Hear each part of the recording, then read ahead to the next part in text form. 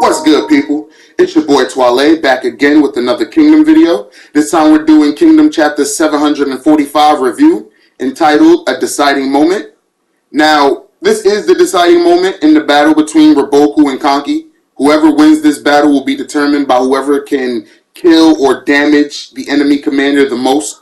And right now, Quinn is up, seeing as how Raboku has a gash across his face right now.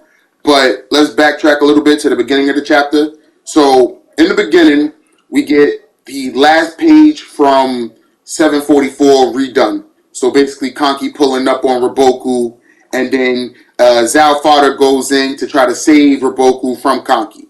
He gets a spear to the head, and then Kanki and Raboku clash. Now, given Raboku's track record against Rengoku and Shuma, I wasn't expecting him to put up that good of a fight against Kanki. However, again, I wasn't expecting him to get his sword broke in one clash. You know what I'm saying? That to me just proves that Raboku is just not on that level in terms of martial might and in terms of martial capability. So after he clashes with Kanki, his sword breaks and he gets his head cut open. Then we transfer over to Moten and the Gakuko and Sansuiju's army. Now, I really like this because it was highlighted that Sansuiju's army could not move. Not a single unit of Sansuiju's army could get through Moten. And if you've been keeping up with the arc, you know that Quinn's numbers are very limited. So we had 10,000 soldiers coming out of Ganon. And then after that, we had to break them up into threes, Kanki, Shin, and Moten. Now, Moten, with a third of the force, is able to stall Sansuiju. I cannot stress how good of a feat that is for Moten in this arc, considering that's, you know what I'm saying, that's really his only feat in this arc.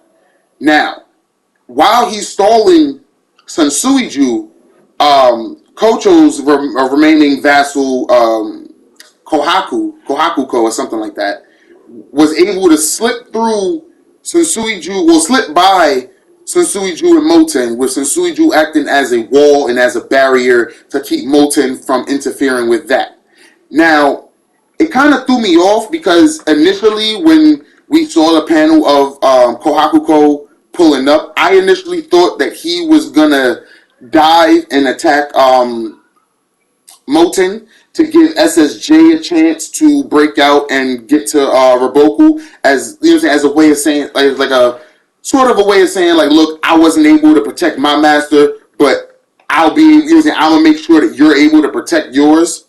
But it didn't work out that way. It was the flip. And after talking with Jonkins and Draco and them, it kind of dawned on me, like, this is what SSJ was keeping him alive for. This is what SSJ told him to stay alive for, so that he might have a chance to kill Kanki in the future. Again, I said it in my live reaction. The closest he will get is getting killed by Kanki. He will make it to Kanki for Kanki to kill him. That's my best bet. I don't see him doing anything more than that. Now, we slide over to the High Shin unit. And with the High Shin unit, it was a little weird because it wasn't much of the battle being discussed, but it was 2 points that was highlighted. One, Shin, after sending Naki to save the Saki clan, his position was a little weak. So Naki came back with the Saki clan, makes the most sense.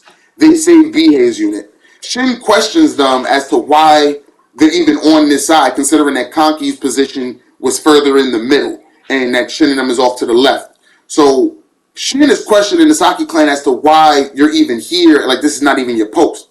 One of the Saki clan, in one translation, said because Shu, and then, you know what I'm saying, he died, he started coughing. But then in the Senscan's translation, they didn't really allude to anything. It just, before Shu could say anything, he started coughing, and then that's when the guy said his name. So what that particularly means, I'm not entirely sure. I'll just say the thoughts and the theories that pieces of the Saki unit or pieces of the Saki clan will join Naki's unit or join the High Shin unit. I'm saying it has about 10% more. It has about a 50% chance now. 60%, I'll say. Other than that, I really don't see why Hara is showing so much specific focus between the Saki clan and Shin if there isn't gonna be some type of, you know what I'm saying, joining of the units, or at least them joining the High Shin unit and things of that nature. So that's that. And then we swing back over to the Kanki battlefield where Kanki, for whatever reason, is just staring down Raboku. Raboku got his head split open, and the people on the Quinn side is hyped because they think Raboku's dead. The people on the Zao side are, you know what I'm saying, they down because they think Raboku's dead until Bafuji, he sees that Raboku's saying, well, no. Raboku does his little stomp, musters all the weight in his body, does this little stomp, and Bafuji, you know, like Bafuji screams at it, like, yo, he's not dead. Everybody rushed to protect Raboku. So Raboku regains some composure, points his sword at fucking Kanki, and orders Fute to kill Kanki. Now, initially when this happened, I'm like, yo, there's no fucking way. There's absolutely no way that Hara is setting up Fute to get his first kill, and his first kill to be Kanki. There's no way that's going to happen. And then I thought to myself, well, Kohakuko is pulling up, and there's no way that he's getting a kill on Kanki, at least 1v1. So now, the situation Hara is seemingly setting up is the fact that Kohakuko and fucking Fute are going to seemingly 2v1 Kanki, while the rest of Zao fend off Zeno and get Raboku out of Dodge. Because Zeno was still a problem they have to worry about. He wasn't really shown in this chapter, and I'm not really liking how Hara's doing that. One chapter he's a big menace, the next chapter he's not even seen. I get it, he's there and shit is going on in the background, but it would just be preferable to see like little panels of him all the time. Like, we didn't have to have a whole panel. Like, the first 2 pages was just a recap of the last 2 pages from 744. So, you know what I'm saying, we could have used that to show what's going on around Raboku, not just that Raboku area. And other than that, you know what I'm saying, it was a good chapter. I'm really not liking the fact that Hara is setting up Fute for the kill of all people. I don't like that. I would have much rather it be Bafuji and Kohakugo do the tag team than Kohakuko and Fute. But at the same time, we don't really know the true like max of Kanki's skills, so who's to say that the 2v1 won't be enough? It just wouldn't, to me, it wouldn't leave a good taste if that's how Kanki were to go out.